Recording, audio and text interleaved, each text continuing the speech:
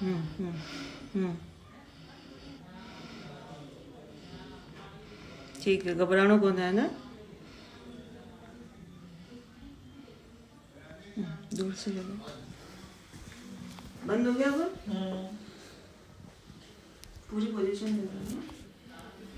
Positional vertigo में क्या है, मरीज जब भी लेटता है उसको तेज चक्कर आते हैं। ये चक्कर 10-15 सेकंड से लेके 1 मिनट तक आ सकते हैं। चक्कर में उसको पूरा रूम स्पिन होता हुआ दिखता है। उसको ऐसा लगता है कि पूरी दुनिया उसके ऊपर नीचे घूम रही है। और इन चक्कर के दौरान उसको जी घबराना, उल्टी होना, ब्लड प्रेशर बढ़ना जैसी सिम्टम्स हम देख सकते हैं। मरीज जब वापस उस स्थिति से या उस पोजीशन से बैठता है तब भी उसको चक्कर आते हैं। यानी दिन भर में जब भी वो लेटेगा और बैठेगा उसको ये चक्कर बराबर बने रहेंगे।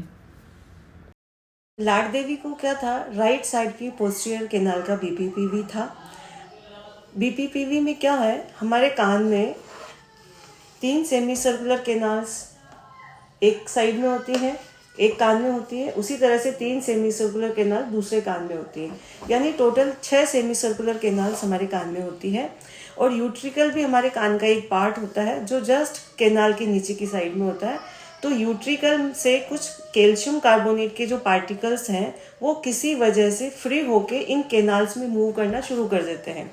तो जैसे ही हम लेटते हैं तो वो पार्टिकल यहाँ से यहाँ तक आएंगे, तब तक चक्कर आएंगे। और जैसे ही हम वापस बैठते हैं तो वो पार्टिकल वापस यहाँ से यहाँ तक मूव करेंगे, तब तक चक्कर आएंगे।